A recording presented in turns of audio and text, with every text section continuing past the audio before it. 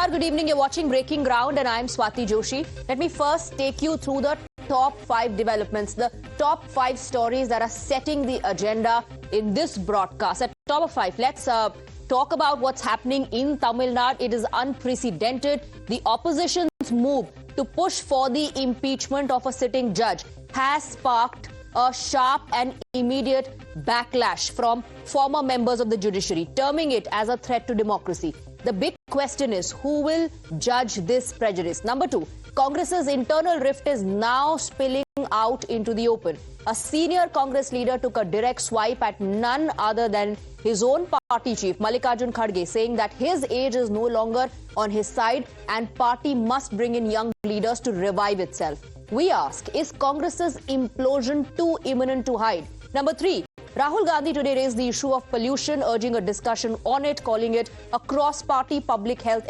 emergency. Parliamentary Affairs Minister Kiran Rijiju responded by saying that the government is working aggressively. But isn't it too little too late? The e-cigarette row has now erupted inside Parliament. Just a day after raising the issue on the floor of the House, BJP MP Anurag Thakur has filed a formal complaint with the Speaker, accusing a TMC MP of smoking an e-cigarette within Parliament premise. The question, how can an elected member of Parliament smoke a banned e-cigarette without caring about the rules? Those questions are being raised now. And we'll also talk about West Bengal. Chief Minister Mamata Banerjee has once again stirred the SIR pot.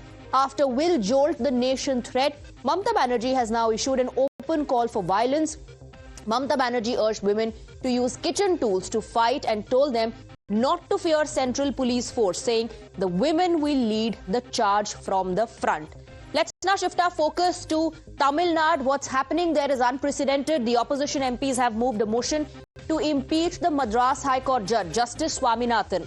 All this and more just because of a judgment given by the judge for doing his job.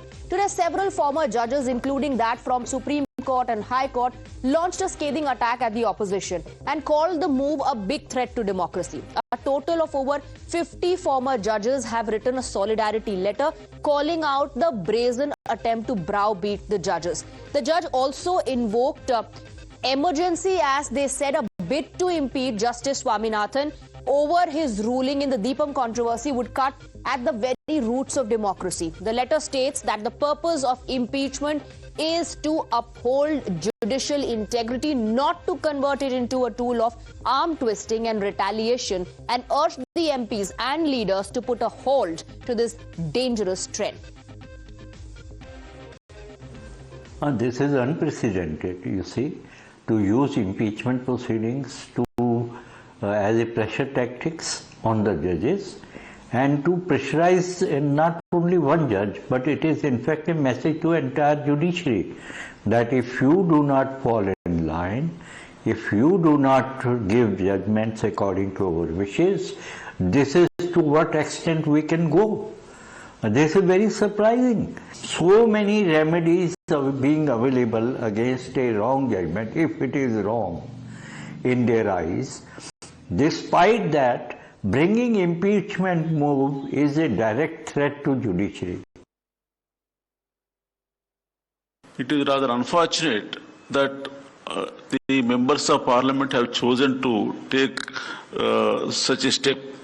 It was unprecedented and this is never known in the history of any democracy. But here is a case, even according to them, the only basis is that he has passed some orders which according to them help a particular community or so, whatever it is. Even if there is any element of truth in it, hardly it constitutes a ground for taking such a serious step of impeachment. This is rather unfortunate and unheard, and they did not exhibit the maturity in this behalf. Now, this intervention comes after the DMK has submitted an impeachment motion against the Madras High Court Judge GR Swaminathan. The notice was submitted to the Speaker with over 120 signatures seeking impeachment proceedings against him after the Deepam verdict in Madurai. DMK leaders Kanimori, TR Balu were joined by Congress leader Priyanka Gandhi Vadra and Samajwadi Party leader Akhilesh Yadav. to submit this notice. In the notice, the DMK alleges that Justice Swaminathan's conduct raises questions on judicial impartiality and transparency. It accuses him of showing undue favors to advocates from a particular community and also claims that the verdict was influenced by political ideology. Let's take you through the arguments of the DMK. DMK's resolution says questions being raised on the impartiality. And this is how the BJP is responding. This impeachment, according to BJP, is nothing but to appeal to a particular vote bank of the opposition. DMK says this is undue favoritism, questioning the judgment, saying that the judge favored a particular community. BJP says this is the resolution, the impeachment motion, BJP says is a symbol of anti-Sanatan Dharma. DMK's resolution deciding on political ideology and against secular principles. These are the allegations that the DMK has leveled. Their impeachment motion, remember, has received backing and support of others in opposition as well. In all, 120 members signed it. BJP says this is nothing but appeasing a particular community and anti-Sanatan. आजादी के इतने साल में नहीं हुआ है मान्यवर कि कोई जज एक जजमेंट दे तो जज के खिलाफ इंपीचमेंट लेकर आते हैं। अपनी वोट बैंक को एड्रेस करने के लिए इंपीचमेंट लेकर आते हैं मान्यवर। जजमेंट क्या है? एक पहाड़ी पर मान्यता है कि हाँ सबसे ऊपर दिया जलाया जाए। मान्यवर, एक वोट बैंक को संभालने के लिए एक हाई कोर्ट के जज के सामने इंपीचमेंट लेकर आए हैं। देश की जनता उनको मदद नहीं करे। The only example of when the government has stepped in and looked after the passenger and looked after the airfares in the market, there is another example that I would like to give, which is of the Mahakumbh. We have seen that there was extraordinary demand for people across the country and outside the country also who wanted to go to Prayagraj at that time. And because of the sudden surge in demand and the capacity being same as what it was before, there was a huge rise in airfares at the time. So what the government did at that time was to cap the fares which were going to Prayagraj. That was the second instance. And the third instance, when we have seen in Pahalgam, when the attack happened at that time, and Srinagar, especially this is a different kind of situation where people were trying to come out of Srinagar. So it was at that time, again, to facilitate for the people and the passengers who were coming out. We observed that there was a necessity for government to interfere. We exclusively used the power and we have capped the fares again. While keeping the market deregulation intact, because the whole idea of open sky needs to be there for competition to survive, whenever it was necessary in those extraordinary circumstances, the government has used its power. And recently also we have seen during the Indigo crisis where there was a capacity constraint. There were many cancellations. There were many routes where the airlines was not able to operate, because of which there was a capacity constraint. So again, it was observed that if we don't interfere, there could be a rise in airfares. Immediately we have stepped in, we have released an order, and this time we have done the categories based on the distance, and clearly we have communicated to the airlines that there has to be a capping in airfares. I'm mentioning the point saying that because the government has the exclusive power in extraordinary circumstances when they feel that the airfares are rising above the normal and becoming abnormal, then we are taking up that step. Another initiative that we have taken. This ministry is continuously connected to the people and listens to the people, takes feedback from the people. And that has been the complete approach of this government, especially under the leadership of our Prime Minister Narendra Modi ji. Alliance Air, still a government entity. It is running ATRs across the country. It is especially running the most important routes in the northeast area and also many different destinations where it might not be viable for different players to come in. Government has taken it upon itself to run those routes so that the people in those areas also get connectivity. The new initiative, the new experiment we have started, this was very recently in October we have started with Alliance Air, was Fare Se Fursat. We wanted to see, because there is a lot of discussion on capping of fares, let us see if we can cap the fares to a certain extent, what kind of benefit it is being given to the ultimate consumer or the passenger, and how is the viability of the airlines. So this special initiative that we have done, which is Fare Se Fursat, which is a pilot project for 3 months, Alliance Air, more than 54 routes it is operating in the country. We have selected certain 25 routes where the demand is good. somewhere the viability not be good. So 25 routes across the country, both northeast, south India, northern part of India, west, east, we have taken up all operations, 25 routes we have earmarked. And in these 25 routes, we have fixed up the fare for that route. And now, in these 3 months, it is still ongoing until December 31st, this Fare Se Fursat scheme is going on. And we want to observe. Now, if I have capped the fares, how is it benefiting the passenger is one? Because there are many other things which are involved. This is a not single-way solution that you are observing that the fares are up and you cap the fares or you make them limited to a certain extent and the ultimate benefit is going to the passenger, because it is not just that one travel for that passenger. There is a sector here.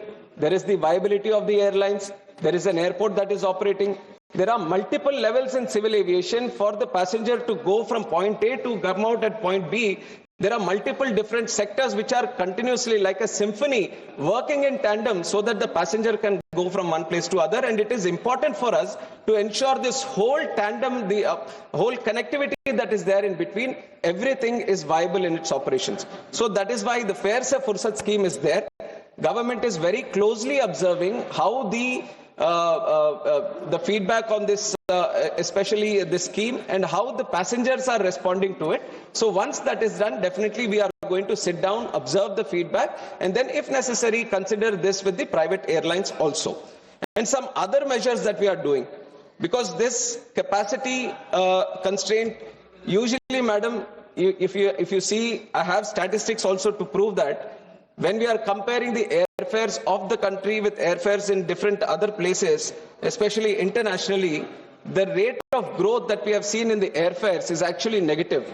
In relative terms, in real terms, there has been 43% decrease in the airfares when you consider the consumer price index also. So if you compare with US or China, US it has decreased at 23%, China 34%, but India, the decrease has been up to 43% in relative terms when you compare with the consumer price index and the inflation also that has happened. So if you compare your own tariffs from previous years, previous decades, we have been maintaining a certain sort of level which is still affordable for the people. But in those terms also, when do you observe this airfares rise? It is not that every day they are rising, you see an increase in the fares. When these festive seasons are there, when there is a specific demand that originates in this location for most people to travel, and exactly the examples were also taken, Kerala during Onam, during Christmas, during that specific period, most of the people who are working in the Gulf area, they all want to come back and visit their families in that time. There is a specific season that you see that there is a huge capacity that is going to be there, and those are the routes, specific routes also you can see that this is where the airfares are rising because of the demand that originates. And then you see in the North India, sometimes during the Durga Puja, the Calcutta routes are on a surge. During Diwali area, the whole northern sector that is on a rise. And also during Chhat Puja, whatever is going to Bihar, that is on a rise. These are all specific seasons. It is not that I can cap a fare for the entire season, entire year to a certain sector, because there are still, this is why market demand and market supply is very, very important for us to understand. They kind of play in such a way that they regulate the fares on its own. But when we observe, because we also know that there are seasons, because we also know there are capacity constraints in those seasons, we have reacted accordingly. When this Kerala situation observed, and after me becoming the minister also, this was exactly in September of 24, when the Kerala, the Gulf and the Kerala routes, when we observed that, see, what else can we do? What else can we do in this time so that we can facilitate for the people who want to travel and can keep the fares at a very adjustable price? Then we added capacity. We have spoken to the airlines well in advance. We have said this is a situation which is happening every year. Why don't we provide the more capacity in this region so that more people can travel? This is exactly what we have done in that time. More flights which were not operating or non-viable routes across the country, they were taken out. They were brought into this specific sector so that can create, that can facilitate for the demand that it was created. And on top of Onam, during this Kumbh Mela also, everyone wanted to travel to Prayagraj. So we have increased the flights that are going to Prayagraj. So not only capping the fare, but the capacity needs to be augmented. That is the real solution when you are seeing that the fares are rising. Because there is demand there. It is not that you want to send that single passenger in a very adjustable price. You want to send 10 passengers to that place during that specific time. So capacity augmentation is something which is very much required, and we have done that. Kerala during the Onam and Diwali during Diwali also we have done recently in October 25. Prayagraj Kumbh Mela in Jan 25. So we have worked out this solution when we speak with the airlines before and consider the festive season and increase the capacity. And also, madam, we have to understand what goes into these airfares. I have talked about what some of the measures that we have taken, and also airfares is not a single entity. There are different charges that go into the airfare, and one of the most important one is the aircraft fuel. ATF goes up to 40%, 40 to 45% of the ticket price that you pay is because of the ATF. And the way ATF is there in the country, the state taxes the ATF. And there are multiple states who have brought it below 5%. We are very thankful to them. There are 26 states and union territories which have brought it down because they understand that even if you lose a small revenue in this taxation for the ATF, the kind of economic growth that it creates, the kind of growth aviation network creates for other industries is very, very important, and it is with that idea that it was being done. But there are some states which still have it at a very high percentage, and it is multiple times. Our predecessor Scindia ji is also here. He has written and spoken on this many times and written to chief ministers, and I have also taken that responsibility. I have written to chief ministers whenever I get the opportunity to meet them. I have spoken to them on this very specific issue to please bring down the ATF, because if you bring it down, then definitely that also helps the passenger and the cost that it takes. And we have done it with Bihar also. Bihar used to have 29%, but in June 25 they have responded and they have brought in it below 4%. And there is one state, Tamil Nadu also, Manikamji is here. So I will take this opportunity through this discussion also to encourage the state government to bring it down as much as possible, not 5-4%, but bring it down to 1%, so that this benefit of the taxation also is being extended to the passenger at the end. And now this is the ATF. And when it comes to the DGCA measures, DGCA is also a very important regulator for us. It also looks after the safety. It also looked after the airlines and their operations. Now there is a tariff sheet which is being done by the airlines to see how are we going to charge. The tariff sheet mentions the minimum fare for a certain route, maximum fare for a certain route, and they have this bucket system where through buckets they see how many seats are going to be allocated at a certain price. Not many would be knowing about this, but whenever you go to the website and you purchase a ticket, there is a clear tariff sheet that is mentioned there. But here the airlines also used to be doing their own chalaki. What they used to do, tariff sheet, because according to the law, they have to do it prominently somewhere, they have to display the tariff sheet. But we were also doing our own monitoring. We were checking where is the tariff sheet. But we used to go to the web page, and it used to take ages to look at it, where the tariff sheet it is right at the bottom, and even the letters with which it was written was only, you can see it only if you use a binoculars. It was at that situation. Then we said this is not the purpose of through which the law has been kept. Then we have updated them. We have instructed them that whenever they open, the tariff sheet should be seen right in the front in big letters so that every passenger can see it. We have brought that change. We have monitored that change. Now the tariff sheet is thoroughly displayed. But not only tariff sheet. Now earlier there was the rule that the tariff sheet, there was a small clause which gave an advantage to the airlines that every day they can change the tariff sheet. ऐसा होगा तो कैसे होगा? आज का tariff sheet आज का बन रहा है, आज का ticket हमने ले लिया, कल का tariff sheet कल का बन रहा है, तो again it's not serving the purpose. Then we changed the clause. Then we changed the rule that was giving that clause, that measure, and we said, you won't change it every day. You won't change it every 24 hours. You will only change it every month, so that once the passenger sees at the end of the month, first week of the month, they have to give us the tariff sheet saying in that sector, in this month, how much are you going to charge, how many bucket charges you have. So everything the passenger should know on what charges it will be there. So we have changed it to 1 month. That is also a facility that the passenger will have. I would encourage more passengers to look into this tariff sheet, to look at how the pricing is done, what is the minimum bucket, what is the maximum bucket. And this we have done it last year itself, and we have observing some changes because it improves the monitoring mechanism that we have on these airlines and their tariff sheets. And also on top of this, there is a tariff monitoring unit that we have created in DGCA. And the purpose of this specifically is to look into what the pricing is and how the airfares are fixed. Are they following the tariff sheet or not? Are there abnormal situations that are being created? So specifically just for tariffs, we have created a tariff monitoring unit, and it has been strengthened time and again through various measures. And earlier, when it started with around 50 routes. But now we have expanded to 78 routes. We are also taking international sectors also right now to understand where and how these tariff fares are being changed and how they are being done. And the tariff monitoring unit, which is going to be a very important unit for us to monitor these tariffs, we are bringing in more IT tools. We are bringing in more technology so that the power at the TMU increases and they can analyze the fares in a very tech-based manner using the IT tools also to analyze. So that is one thing that we have done, and we are also improving the capacity with which TMU works, not only in the routes that are being covered, and also in the number of people that you are doing it. So this is one.